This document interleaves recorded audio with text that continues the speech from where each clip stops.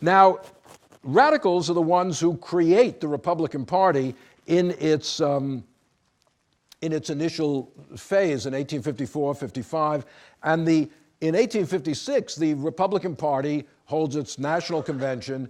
They nominate John C. Fremont, a well-known guy named the Pathfinder, who was a Western explorer and had been fighting, helped to conquer California for the United States in the Mexican War. They nominate Fremont for president.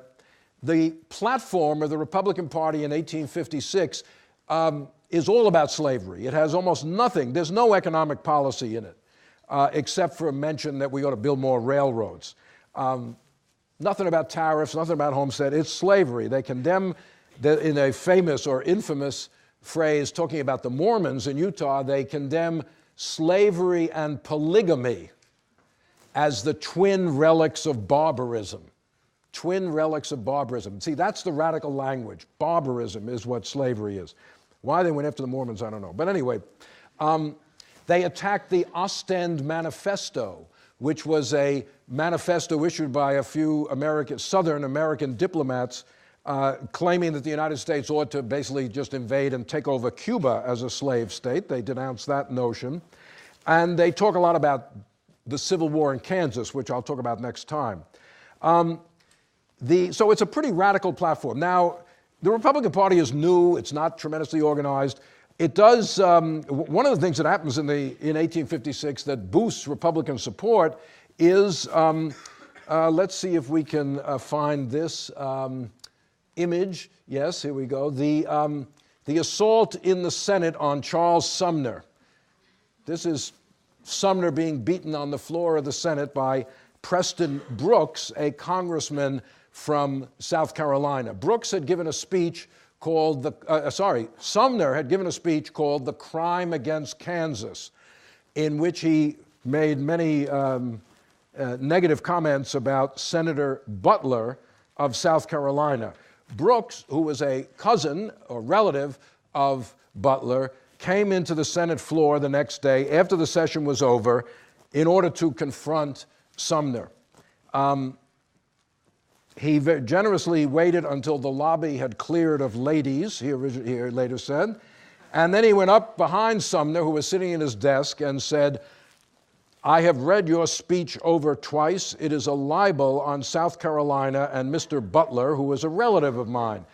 As Sumner tried to get up from his desk, Brooks started pounding him on the head with this cane, this walking cane of his, raining down blows. Brooks later said the cane broke under the impact, but he continued hitting him. He said it made a great deal more noise after the stick was broken.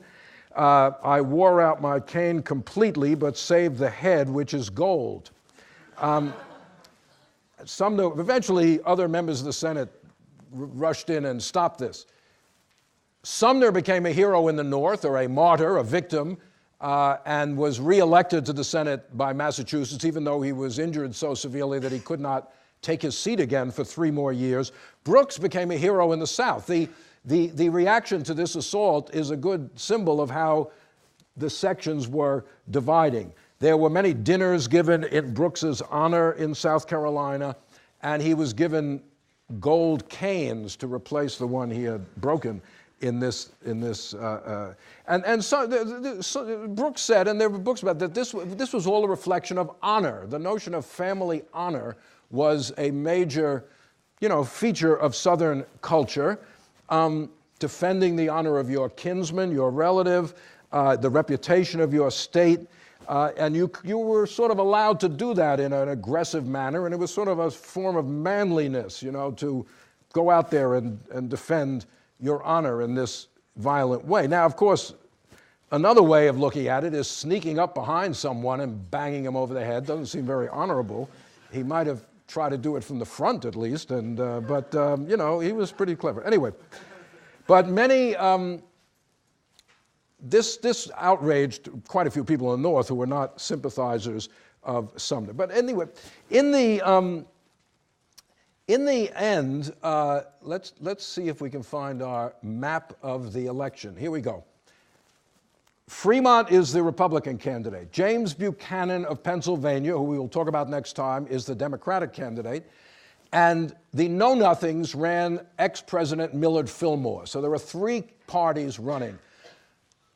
If you just look at this map, the first thing that you see is how sectional it is. The red or orange states are carried by Fremont. All the other green states are carried by the Democrats, Buchanan, with the exception, you can't really see it, of Maryland, which is carried by Fillmore. But let's dig a little deeper into this. First of all, it's a remarkable accomplishment for a party which barely existed a year before. They get a third of the popular vote and about 40% of the electoral vote. But notice, the Republicans have not swept the entire North. They have lost Illinois, Indiana, Pennsylvania, New Jersey. That is what we call the lower North, in contradistinction to the upper North. More conservative, many Southern-born people living in southern Indiana, southern Illinois. These are places on the border with slave states. They share some cultural elements in common with the slave states. Looking at this map, it's pretty clear that to win in 1860, the Republicans are going to have to carry the lower North, right? If they can win those states they lost, Pennsylvania, Indiana, Illinois, they will win the next election. The balance of power in those states is the Fillmore voters. Buchanan did not get a majority there. He got a plurality, but there was a large vote, mostly of former Whigs, conservative Whigs, who would not go over to the Democrats, but did not want to join the Republican Party either, because they thought it was exacerbating sectional division. So they went with Fillmore, less on the anti-immigrant sentiment, but then on a more unionist sentiment. Fillmore also did very well in the Upper South, in Virginia, in Kentucky. Again, for the same reason, that border area of the lower North and the Upper South is far more moderate, so to speak, on the slavery issue than the upper North and the deep South. So the election of 1856 continues Democratic control of the national administration, but the Republicans certainly have great grounds for optimism after doing so well, after only existing for a year or so.